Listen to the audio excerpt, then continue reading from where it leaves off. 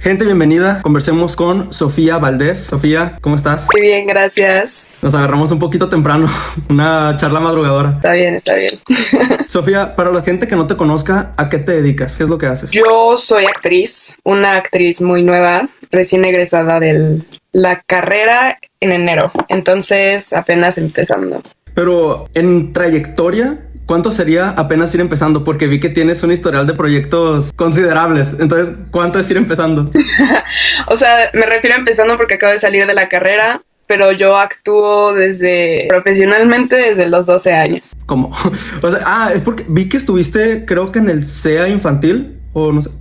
Ok, ¿cómo fue ese proceso? ¿Cuál es la diferencia entre el SEA, aparte de la edad? ¿En qué se especializa el SEA infantil o con el SEA adultos? No sé cómo se le llame. El SEA infantil es lo mismo que el juvenil, nada más que el juvenil pues es más como una carrera. Pero según yo el enfoque es el mismo, nada más que pues el infantil está enfocado en niños. ¿Tienen el mismo proceso de casting para accesar al SEA o cómo es el proceso de inscripción? Haces un casting, sí, o sea, la verdad fue hace mucho, pero me acuerdo que eran varias pruebas. Sí, o sea, según yo es el mismo, no tomes mi palabra por ello, pero según yo sí. Entonces, en el momento en el que decides empezar a estudiar la actuación, ¿en ese momento lo tomaste como un hobby o ya estabas con la mentalidad de, no, yo me quiero dedicar a ser actriz? Pues yo siempre he querido ser actriz, entonces sí, no creo que nunca haya sido un hobby. ¿Y tú sabías desde que entraste que este era una puerta para un ámbito profesional? O sea, algo lucrativo, ¿o tú antes pensabas que actuar era solo un hobby, no sabías que podía llegar a ser un empleo profesional? Siempre me lo tomé en serio, o sea, para mí la actuación siempre ha sido un arte y un modo de vida. También yo creo que tiene que ver con que varias personas de mi familia también son artistas, entonces Okay.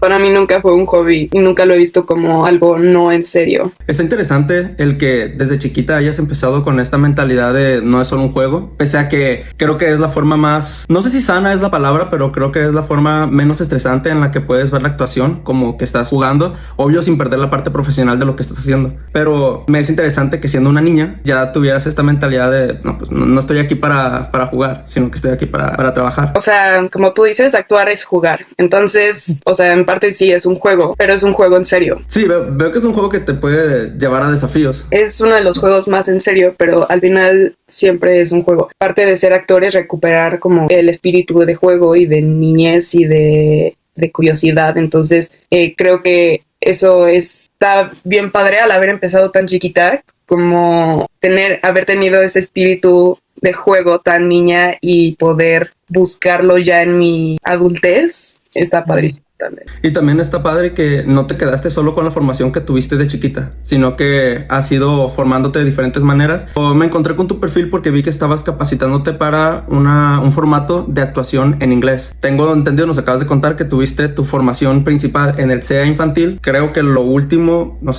que tuviste fue este workshop en inglés, pero entre medio vi que te graduaste también de una academia de artes. Sí, no sé. del Conservatorio de Actuación, que es una licenciatura en actuación. ¿Y esto fue antes o después del workshop que tuviste en inglés? Fue antes. El Okay. workshop terminó hace 2 semanas y me gradué en enero. ¿Y has tenido otro tipo de formaciones además de estas mencionadas? Pues también bailo y canto. La verdad es que a mí me encanta aprender. Entonces siempre estoy como tomando diferentes cursos, como que me da cursitis. Y porque me encanta estar aprendiendo, siento que son las cosas más bellas, como seguir formándote y seguir haciéndote preguntas y así. En el ámbito dancístico y en el ámbito vocal, ¿también tuviste otro tipo de formación académica o eso es puro empírico? No, sí tuve formación, o sea, ahorita ya no tanta. Estuve en arte estudio, en el SEA también me daban danza y sí, ahí me formé básicamente como bailarina. Ahorita ya lo dejé un poco, pero ahí está.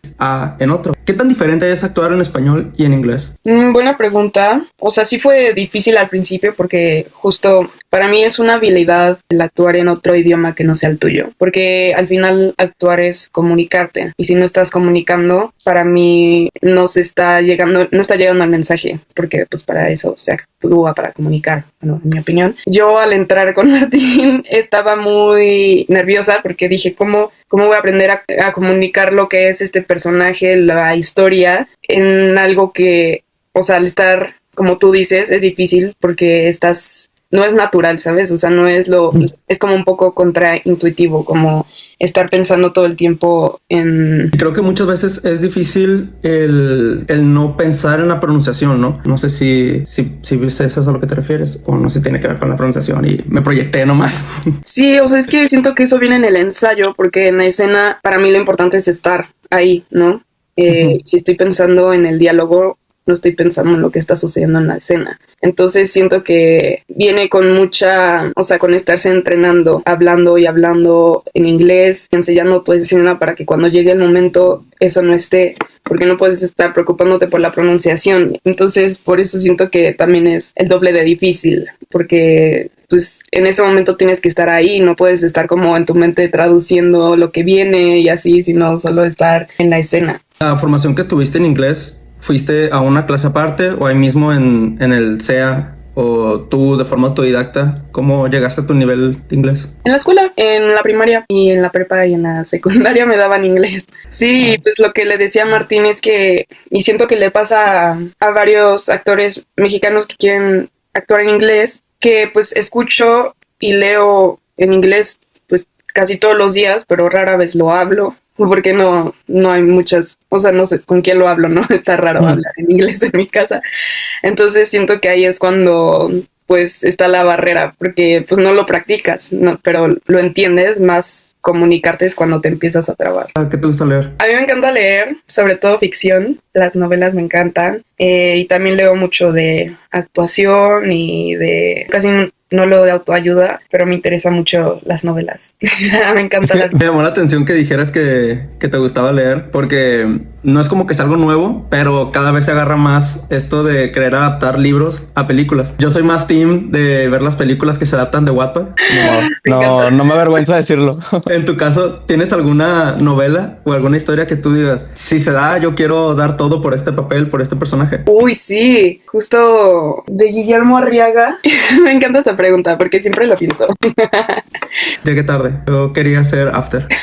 Me encanta. No, pues puedes hacer la versión mexicana. No, me van a pedrar. No, van a decir, jamás serás Hardin Scott. Y yo, no, pues ya sé, ni modo. Da igual. Definitivamente Salvar el Fuego de Guillermo Arriaga. Me encantaría hacer a Marina. ¿Qué característica tiene ese personaje que te llame la atención? Amo a Guillermo Arriaga, para empezar, entonces sería un gran honor. Y ese personaje es una bailarina profesional que vive como en este privilegio y en su burbuja. Por azares del destino conoce a un tipo que está encarcelado y se enamora. Y deja todo por él, o sea, deja todo lo que conocía por él. Entonces es muy interesante cómo vive en esto de todo o nada y deja todo lo que conoce por esta persona. Bueno, a mí me fascina ese libro. Si quieres, léelo y me contas. Escucha como una historia que súper yo amaría, de esas que pongo en Letterboxd 5 estrellas. Sí, no diría que es comedia romántica tampoco. También lo que amo de Guillermo Arriaga es como hay una crítica constante. Oh, ok. La historia de amor es muy fuerte, hay mucha violencia. Tomando en cuenta que empezaste desde chiquita y has ido madurando, ¿has tenido que superar alguna inseguridad para llegar a ser algún personaje? Sí, mi primer montaje de la carrera fue La pura idea excita,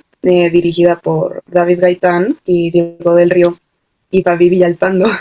La primera escena, literal, lo primero que dice es 2 actores desnudos en escena. Entonces fue un proceso duro, fue como aprender a desprenderme de mí misma, como de mi cuerpo, aprender que la historia que estoy contando no se trata de mí, o sea, se trata del personaje. Entonces, como, este no es mi cuerpo, o sabes, este es el cuerpo de este personaje. Entonces, desde ahí es mucho más fácil enfrentarte a esto porque dejas de ser tú con tus inseguridades y con tus miedos, si no le estás prestando tu cuerpo a este personaje para contar esta historia. Entonces es como de las cosas más vulnerables que he hecho, pero también es algo fantástico porque algo que me encanta de cómo lo escribe David en la obra, de algún modo hace que el público es el que se sienta vulnerable a pesar de que tú eres el que está desnudo en escena, ¿sabes? O sea, el público es el que se siente desnudo a pesar de que es al revés.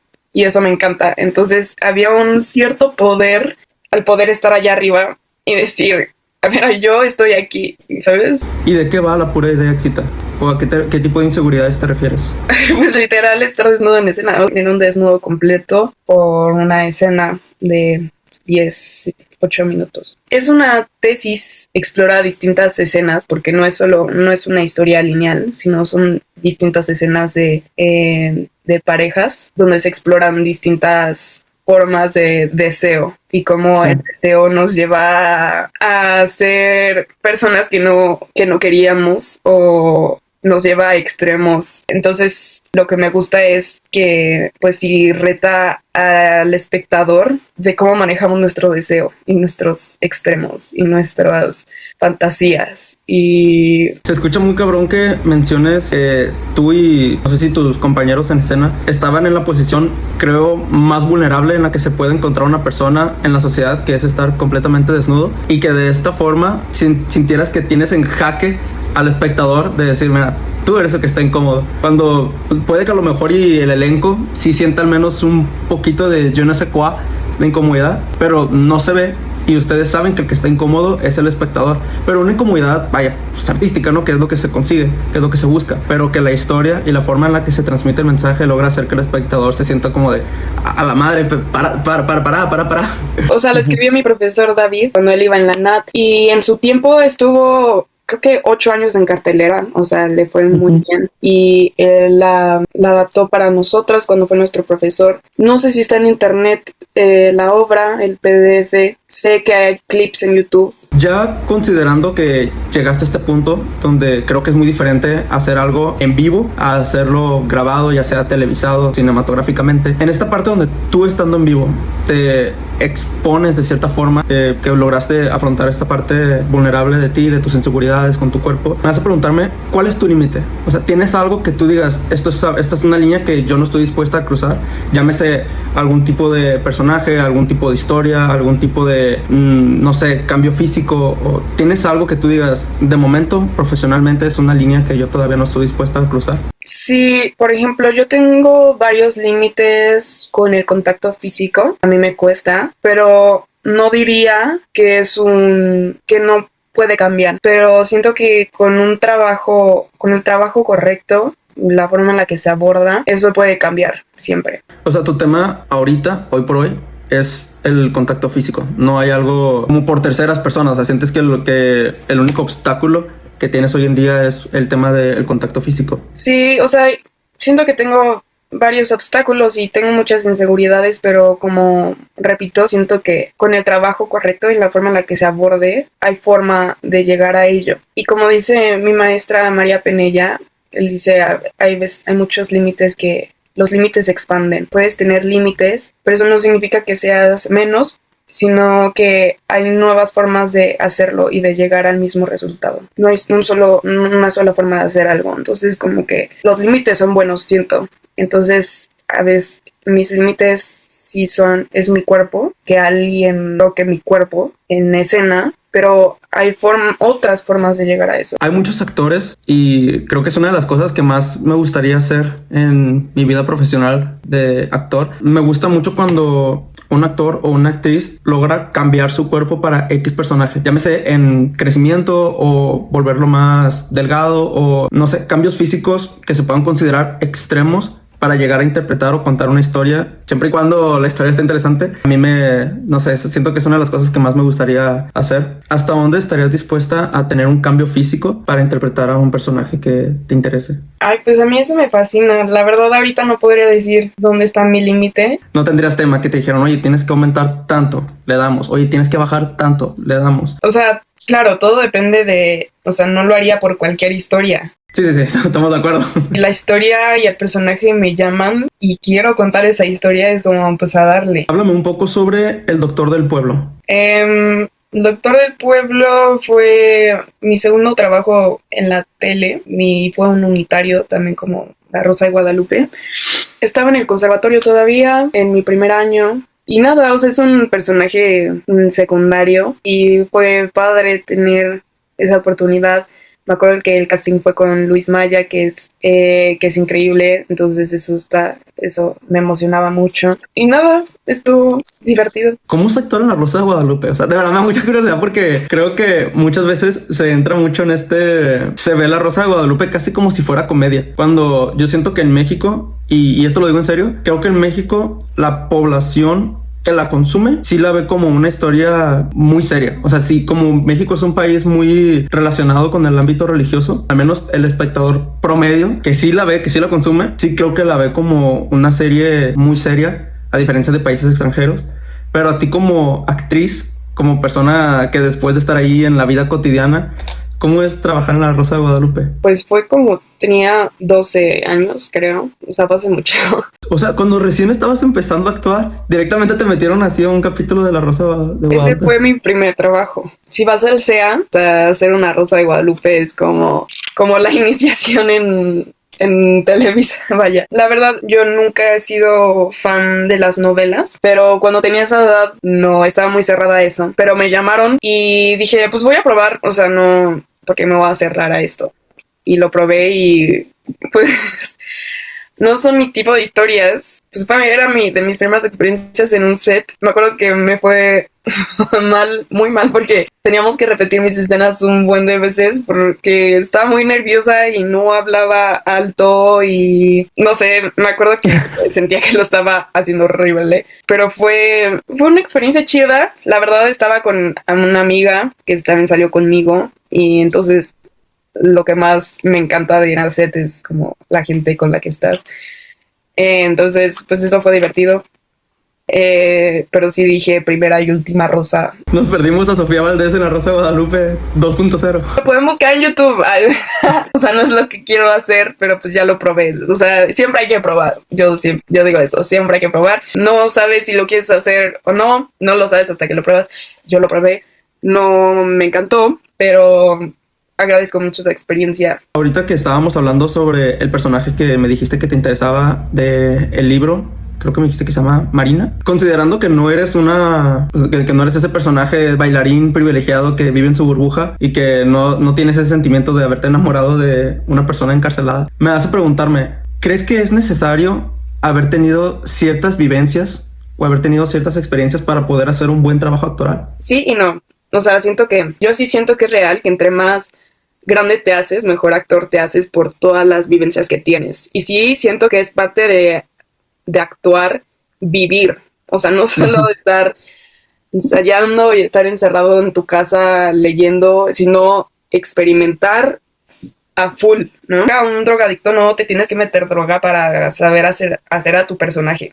O no tienes, o sea, hay cosas que la imaginación te permite llegar ahí. Está cañón, pero sí puedes investigar y sí puedes hacer. O sea, yo creo que tiene que ver con tus necesidades. O sea, tú qué necesitas para llegar ahí, pero no siento que tienes que dañar tu integridad para poder hacer un personaje que necesariamente está alejado de ti, ¿sabes? También siento que todos los personajes viven dentro de cada uno. Un personaje, parte de un personaje ya está dentro de ti y nada más lo tienes que agrandar y tienes que encontrar esa semilla y ver cómo la explotas. Pero ya está ahí, yo siento, o sea, ya está, o sea, hay parte de ti que ya es el personaje. Participaste en una película cinematográfica. Se llama Estos tiempos, estos días y todavía no sale. ¿Y esa dónde se va a poder ver? No sé, me encantaría saberlo. O sea, ni a ti te dicen, o sea, tú participas y no te dicen, oye, para que te veas en tanto tiempo. Ha sido un proceso largo, o sea, por lo que sé, la están llevando a festivales, pero sí, todavía no sale, no sé cuándo va a salir, me muero de ganas que salga. Que ahora que mencionas esto que fue un proceso largo y que fue mucho desmother, ¿es mucha la diferencia tú como actriz? No, obviamente no en producción, porque en producción sé que sí es muy diferente todo el tema del set y así, pero tú como actriz, en tu forma de gesticular, en tu forma de actuar, en tu forma de todo, ¿es muy diferente lo que haces en teatro, televisión y en cine? Sí, o sea, en naturaleza son distintas. Por el simple hecho de que en teatro estás frente a un público y tienes que llegar a cada uno. En cine y en televisión tu único testigo es la cámara. Entonces no necesitas proyectar mucho porque la cámara lo ve todo y va a captar todo. Entonces no, es un tipo de expresividad distinta. ¿Y dónde sientes que explotas más tus habilidades? ¿Sientes que tú puedes expresar más teatralmente o crees que puedes expresar más enfocada en las microexpresiones que puedes tener con la cámara? Siento que los dos son muy fértiles de distintas formas. Ahorita, o sea, a mí siento que tengo más familiaridad con el teatro, sobre todo porque yo tengo una cara muy expresiva, como que tengo muchas microexpresiones, o sea, a veces como que tengo mucha tensión en mi cara y genero muchas expresiones que de las que no soy consciente necesariamente. Entonces, como que siento que tengo que aprender a ser más consciente de lo que es, de lo que estoy expresando cuando la cámara está aquí. O sea, siento que ese es algo que todavía tengo que probar y probar y probar. Porque afortunadamente en el teatro, pues el conservatorio me dio eso, mucha práctica y mucha prueba y prueba y prueba. Con la cámara no tanto, entonces siento que todavía ando investigando quién soy en el cine. Que pues eso nunca se termina de investigar, ¿verdad? Pero siento que todavía no tengo tanta como autoestima actoral como en quién soy como actriz de cine. Sí. Háblame de Carroñeras, que fue tu proyecto de fin de carrera. Sí, Carroñeras fue mi montaje final de la carrera. La dirigió mi querida maestra Ida del Río. Ella también la adaptó. Es una adaptación de una obra muy famosa llamada Las Criadas, de Jean Genet, para este montaje. Y ahí éramos 3 en el elenco, una actriz invitada y mi amiga Saab y yo. Donde interpretaste a Clara. Ajá. Carroñeras habla sobre Clara y Solange. Son hermanas, son criadas, o sea, viven con su madame, a quien le limpian la casa y a quien cuidan. O sea, no cuidan, pero pues están ahí todo el tiempo. Y ellas juegan cuando la madame no está, a ser ella. Que una es la madame y la otra es la criada. Pero se turnan. Y pues un poco la tesis de Carroñeras son estas criadas que viven en el sueño de querer ser la madame, pero pues nunca llegan, claramente porque es algo que nunca van a poder alcanzar, porque muchas veces la vida es tal de que, pues muchas veces la situación en la que vives nunca vas a poder salir de ahí, y esa es un poco la tesis. Ellas, por más que sueñen, el sistema está diseñado de tal forma que se van a quedar ahí. Entonces ellas fantasean con matar a la madame para quedarse con su riqueza, pero eso es imposible porque si la matan se van a ir a la cárcel. Pero ellas hacen una decisión de que prefieren estar en la cárcel antes de seguir sirviendo a alguien por el resto de su vida. Y luego pasan varias cosas que Clara, mi personaje, están a punto de cacharlas porque ellas hacen que el esposo de la madame sea encarcelado. Y están a punto de cacharlas que fueron ellas. Entonces mi personaje decide matarse para vivir en la fantasía antes de seguir con el destino que claramente la va a alcanzar. Sabían que no había manera, al menos no contextualmente posible, de que salieran de ese estado de, pues no sé si era pobreza absoluta, o pues me imagino que sí, ¿no? Pues estaban sirviendo.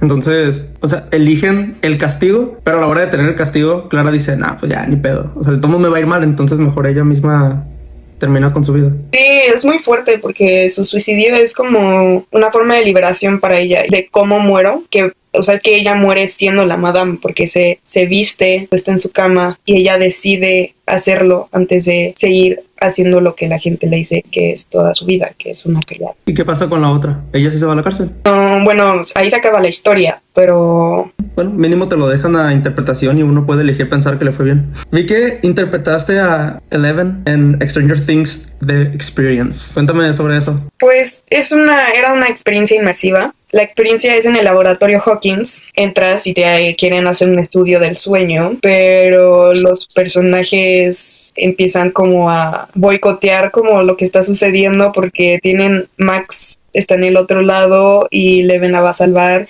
Entonces el punto es que terminas en el Upside Down y ahí sale Eleven con pelo. Éramos 4 Elevens y 2 Swings. Y pues fue una experiencia pesada. Por ejemplo, diciembre duró 6 meses. Y en diciembre era de lunes a domingo. de 10 a 10. Ya a partir de enero era de miércoles a domingo, de miércoles a viernes medio tiempo y sábado y domingo tiempo completo. Y era pesado porque hacías 4 pulsos. O sea, yo lo que hacía en las 11s era solo una escena de 10 minutos.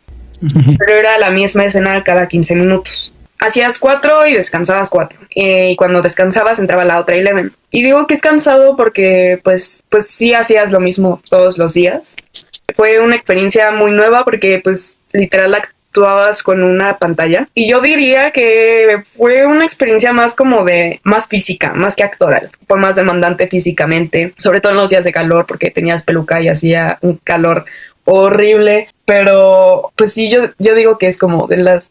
Fue un trabajo godín fue un trabajo muy godín porque pues la primera vez que tengo salario por 6 meses, lo cual fue un parote porque justo estaba saliendo de la universidad, entonces tener un trabajo saliendo luego fue súper especial. Y, o sea, y si no estabas trabajando, porque, o sea, al principio había mucha gente, o sea, de que 3,000 personas al día, ¿no? Y ya por el final había 70 personas al día. Entonces había veces que no parabas de trabajar y había otras veces que tenías 3 horas libres. Háblame de Te traje flores. Te traje flores es muy especial para mí. Es el bebé de mis amigas. Ah, tus amigas la escribieron. Vivimos entre las 4. La teatrería subió una convocatoria donde tenías que escribir una obra que era un tema, que tenía que tener un elemento de utilería y creo que ya, o sea, nosotras escogimos la pérdida y el elemento de utilería era un botón y tuvimos más o menos como un mes para escribirla y montarla. O sea, la escribimos entre todas y la montamos entre todas. Y Te traje flores cuenta sobre este mundo distópico en donde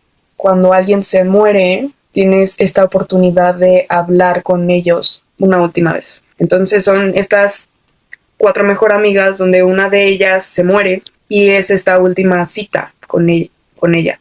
Un poco una metáfora de eso, o sea, cuando se muere alguien le traes flores al personaje que yo hacía la muerta, que ella al final les dice búsquenme en las flores, ahí me pueden encontrar. Entonces esta obra para mí es como una oda a nuestra amistad. Para mí es muy importante esta obra. Hicimos una función y solo vinieron todos nuestra familia y nuestros amigos, lo cual fue muy especial, pero sí, o sea, yo quiero mucho esa obra y a pesar de que fue un proceso difícil. ¿Crees en el más allá? O sea, eres una persona creyente. En el más allá. No sé, no creo. Creo que hay un universo, creo que hay un consciente colectivo en donde, o sea, siento que todo pasa por algo. Siento que la energía está cambiando todo el tiempo y todo lo que das se te regresa.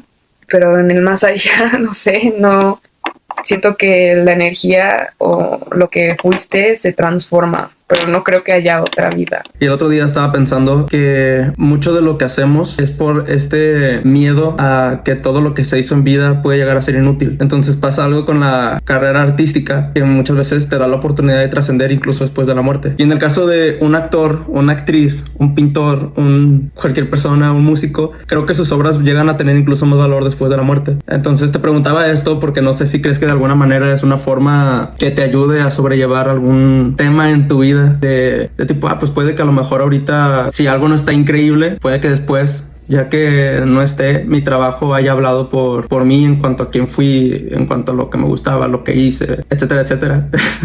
Sí, pues sí siento que hay algo de ego al ser artista, lo cual siento que es muy humano, el sentido de querer permanecer o querer estar en que algo quede de mí como un legado cuando ya no estemos, y es algo bonito, pero también siento que es algo que no está en tu control. Sí, es muy común de los artistas que tienen más fama cuando mueren, lo cual es un poco trágico porque no llegan a ver el fruto de su trabajo, ¿no? Pero siento que a pesar de que sí entiendo querer que algo de ti permanezca, siento que se trata de vivir lo más que puedas mientras estás aquí, porque cuando no estés ya no vas a estar. Y entonces da igual que se piense de ti o que quede de ti, porque ya no vas a estar. Entonces mejor vive mientras estás aquí, porque lo que pase después ya no está en tu control. No, pues depende. Si me dices que sí crees en la vida después de la muerte, pues sí, me imagino que te debe calar no poder defenderte. Que estés de, puta madre, justo ahora me están funando, ahora que no me puedo defender. Pero pues es que pocas veces la gente va a escuchar.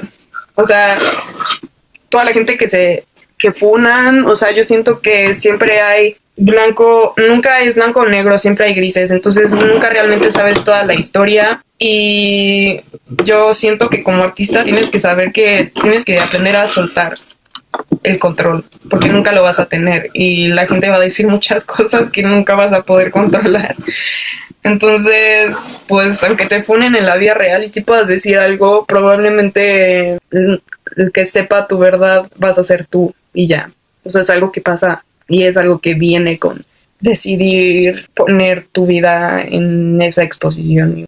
O sea, sí, seguramente la voy a cagar. O sea, es de las pocas certezas que tengo, porque y la he cagado muchas veces, solo que no a la vista de todos. Pues yo siempre voy a hacerlo lo mejor que pueda, lo que está de acuerdo a mis valores, que solo es lo más importante para mí, pero, o sea, no puedo controlar. Siento que ha de ser muy fuerte, muy fuerte, pero al mismo tiempo creo que tienes que aprender a soltar el control. ¿Cuál ha sido tu personaje más difícil de interpretar? No sé, creo que todos tienen sus retos, creo que todos te enseñan algo. O sea, los más difíciles son los de los montajes. Creo que lo que más he aprendido, lo que más me cuesta es, como te digo, soltar el control, aprender a que, pues, la expectativa que tengo de mí, pues muchas veces es lo que me está parando de expresarme, las expectativas.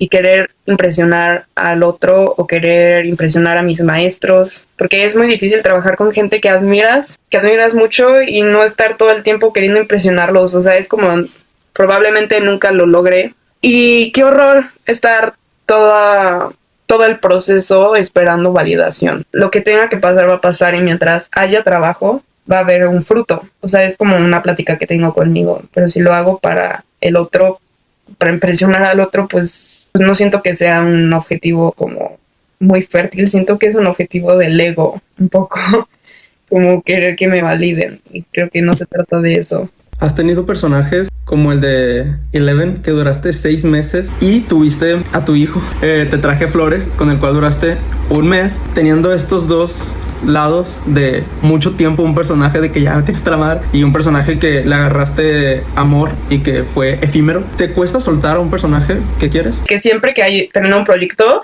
es como, ¿y ahora qué hago?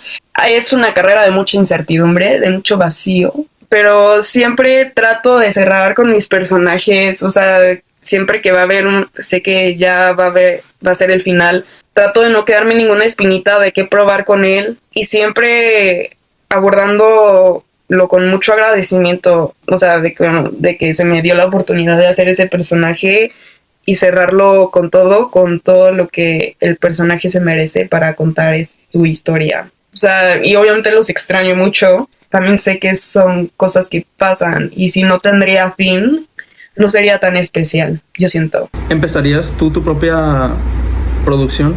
De que si extrañas a algún personaje o tienes tantas ganas de hacer un personaje y no encuentras el casting o no encuentras la producción que lo está haciendo, tú dijeras, pues bueno, yo me ahorro y me lo aviento y contrato a un director y pongo la puesta en escena y yo me lo aviento el personaje. Sí, obvio. O sea, algo que también nos enseñan mucho en la carrera es que un actor tiene que aprender a diversificar, porque muchas veces no te van a dar el trabajo, o muchas veces, o sea, el esperar a que te den trabajo te va a terminar matando. O sea, tienes que crear tus propios trabajos. Tienes que aprender a ser tu propio jefe, aprender a hacer tus propias historias, a crear con tu voz, porque muchas veces no va a haber trabajo. Entonces, si esperas a que te lo den, puedes estar esperando mucho tiempo. ¿Crees que se puede tener mucho talento, ser un gran actor, actriz, cantante, bailarín y aún así no tener éxito? Obvio, pasa todos los días. todos los días. Y pues es que también se trata de aprender a venderte. También te estás vendiendo. El sistema te ve como un producto y tienes que aprender a venderte como tal. Es lo más triste, pero sí. Aunque estoy totalmente en desacuerdo que para ser actor tienes que ser un influencer. No creo que vayan de la mano. A mí me parece como, pues a quién, según quién, ¿no? Te sirve para tener tu folio como cartelera de este tipo de trabajo que tienes. Entiendo que a lo mejor te refieres a este formato de hola chicos, ¿cómo están? Aquí estamos en la cafetería, de todo esto. Pero al menos creo que sí te puede servir mucho como para este foco, ¿no? A final de cuentas así te conocí. ¿Aceptarías algún personaje que pueda afectar tu imagen pública si amas al guión o si amas al personaje? Hacer un personaje, así como puede que te dé muchas cosas buenas, puede que ante el ojo público obtuso pueda llegar a afectar tu imagen pública por un momento, por un ratito. Pues creo que pocas veces puedes saber cómo va a repercutir un personaje. O sea, no creo que muchas veces, las veces que han sucedido, ellos sabían que eso era una posibilidad. Y sí siento que todo el tiempo estás tomando un riesgo. Sí creo que tienes que siempre sopesar para ti si vale la pena ese riesgo, pero también creo que no puedes poner tus deseos al servicio de los demás. O sea, si para ti es algo que quieres y no lo haces por lo que puedan decir, siento que te estás cerrando una puerta a ti mismo. Pero al mismo tiempo siento que los actores sí tienen una responsabilidad con el mundo acerca de con quién trabajan, qué historias cuentan, porque deciden darle voz a unos personajes. Y sí siento también que tiene que ver con el privilegio. También es un privilegio poder rechazar un personaje y poder decidir qué personajes haces, porque hay muchas veces que necesitas hacer ese personaje porque es lo que hay y necesitas trabajar. Pero ya que estás en una posición en donde puedes elegir, pues esa ya es como un logro, ¿no? ¿Te encasillarías en un personaje? Pues no creo que tenga la suficiente carrera para encasillarme en algo. Justo estaba viendo, yo también, como muchos actores, estaba en contra de eso, pero sí siento que en cuanto estás empezando, lo que más te conviene es encasillarte, porque así, como te digo, tristemente las castineras o los directores de casting o las agencias quieren ver a un producto terminado. Entonces, si te vendes como a alguien que ya, como un producto terminado, porque a ellos no les sirve lo ambiguo, así como puedo hacer cualquier cosa, les sirve, puedo hacer esto y esto y esto. Es mucho más fácil que crean en ti si les das algo ya puesto y ya terminado, algo seguro. Y ya conforme vas avanzando, puedes empezar a hacer cosas con muchísimo más rango. Pese a que sientes que no tienes tanta carrera, pues tienes una carrera desde los 12 años. Tu primer trabajo fue en La Rosa de Guadalupe. Yo creo que tienes bastante más carrera que mucha de la gente que va empezando. ¿Qué consejo le darías a una persona que va iniciando su carrera artística? Yo pienso que si ya tuviste ese deseo y sabes qué es lo que quieres hacer, ahora toca hacerse cargo de ese deseo. Y eso es lo que más conlleva responsabilidad. Pero es una responsabilidad contigo mismo. Si ya te estás atreviendo a soñarlo, ahora responsabilízate de trabajar por ello. O sea, como asumirte capaz de hacerlo significa que tienes una responsabilidad contigo mismo y no tiene nada que ver con el éxito, sino tiene que ver con cómo te haces cargo de lo que quieres. Y creo que ese es como el compromiso más importante, el que te haces contigo. Bueno, Sofía, muchísimas gracias por tu extenso tiempo y te agradezco muchísimo que me des un espacio de tu tiempo para hablar de tu carrera. Todo ese aprendizaje a mí me sirve y espero que al momento de compartirlo también les sirva a quienes vean el video, los clips. ¿Algo que quieras decir antes de cerrar? Muchas gracias por invitarme. Lo agradezco mucho, en serio, por tu tiempo y por tomarte el tiempo de conversar conmigo. Vaya. Y bueno, gente, aquí toca el discurso final de si les gustó, darle like, compartir, suscribirse, recordar que cualquier comentario es bueno, incluso cuando es malo. Poner comentarios. Y bueno, muchísimas gracias. No sé en qué cámara despedirme. Chao, chao, en las dos.